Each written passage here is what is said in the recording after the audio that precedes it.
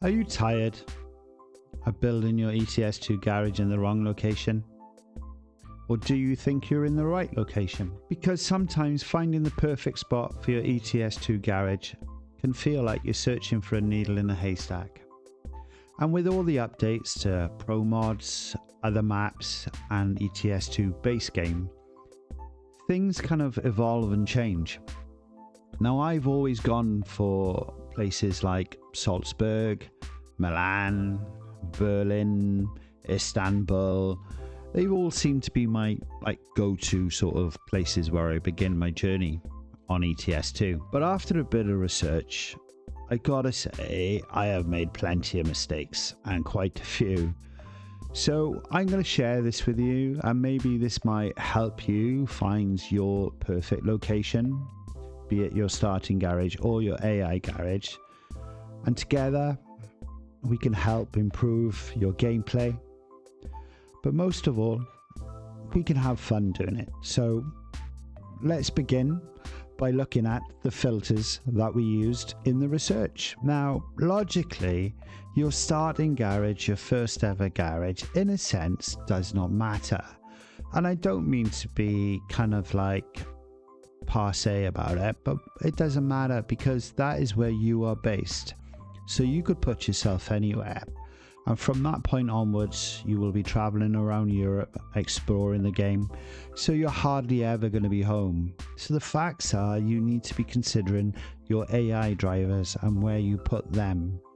To have your garage, you need somewhere with plenty of industries, companies, depots, however you want to call it, but from here on in we'll call it industries. Now, if you're looking at the screen, we'll be looking at a place called Metz, which is in France. Now, as you can see, in the top left, we have one industry, and then as you come further down, we've got our workshop, we've got a garage, we have another industry, which is DHL, and another one at Dacia underneath. So we've got a total of 3 industries.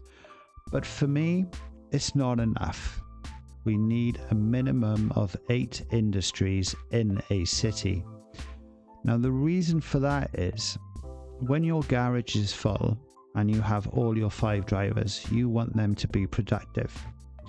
So if you only have 3 industries like this one here in Metz, that means there's only 3 opportunities of work leaving the city.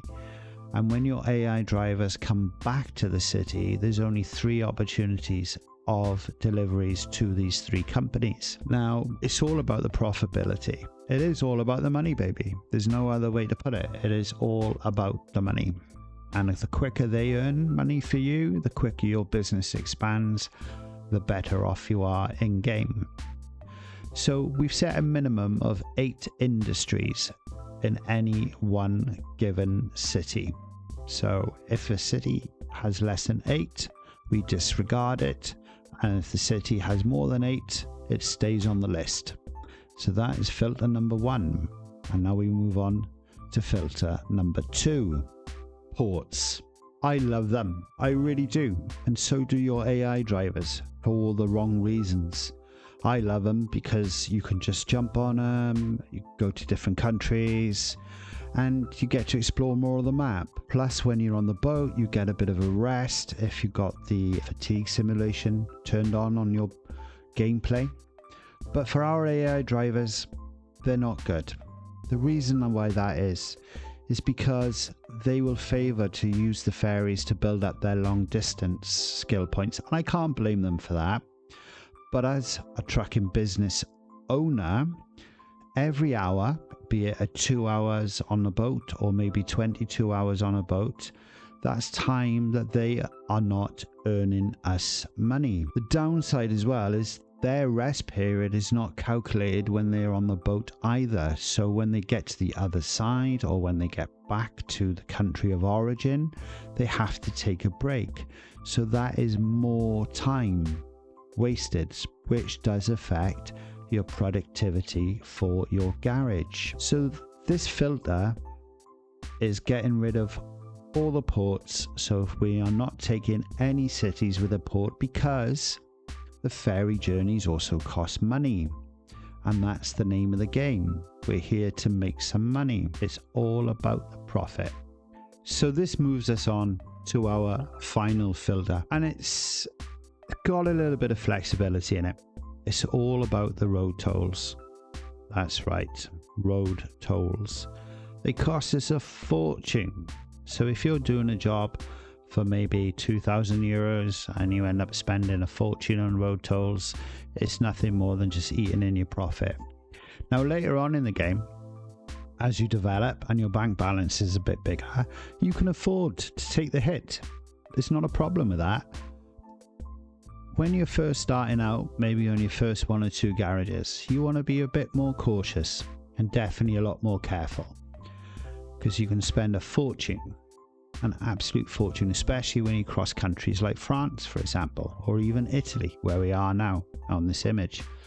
So it is a lot of money. So what we're going to do, any city or any country that has their motorway network or highway network, depending how you call it, full of road tolls, we will just dismiss it. We will say no. Now, the flexibility comes into play when there's tunnels or bridges.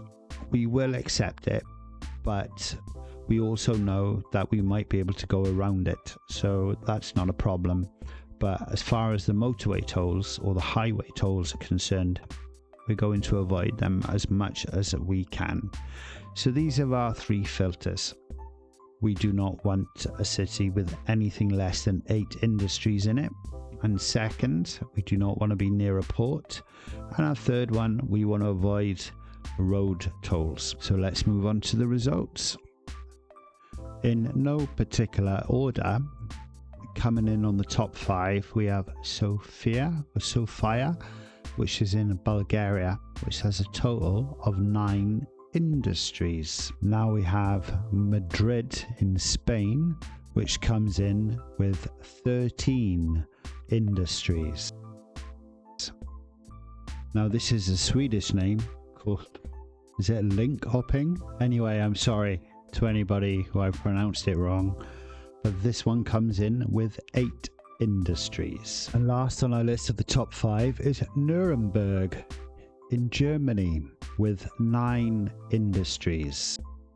Another one for our list is St. Petersburg in Russia, which comes in with 12 industries. Now, if you put me in a position where I had to choose between the top 5, I would probably go in this order. I would start with Nuremberg in Germany, and then from there I would make my way to Linköping in Sweden, because that opens up all the Nordic, and it's beautiful, especially driving around Finland and places like that, and the distances are quite far, so you will definitely get your XP points up there without fail, especially for your AI drivers. From there I would probably go down to Sofia, the one I can't pronounce, in Bulgaria, for the simple reason being is it opens up the bottom end of the map, especially if you're going towards the Middle East, Turkey, Ukraine, all that sort of area. And then I would come across to Madrid, which opens up the other side of the map. And from there on in, you've got Portugal, you've got the bottom end of France, you've got the islands, you've got a lot of opportunities going from Madrid. And finally, I would end up in St. Petersburg in Russia. Now, the best thing about St. Petersburg is there are other maps out there that open up the whole of Russia, like open spaces, just to name a few, Trans-Serbian Highway, which can take you up into China and Korea and Russia and all those places. So it's a really good position to be in if that's something you would like to do. If you can think of a better city, then please leave something in the comments. Greatly appreciate it. And if you can, like, subscribe, and that's me done. Thank you very much. Bye bye.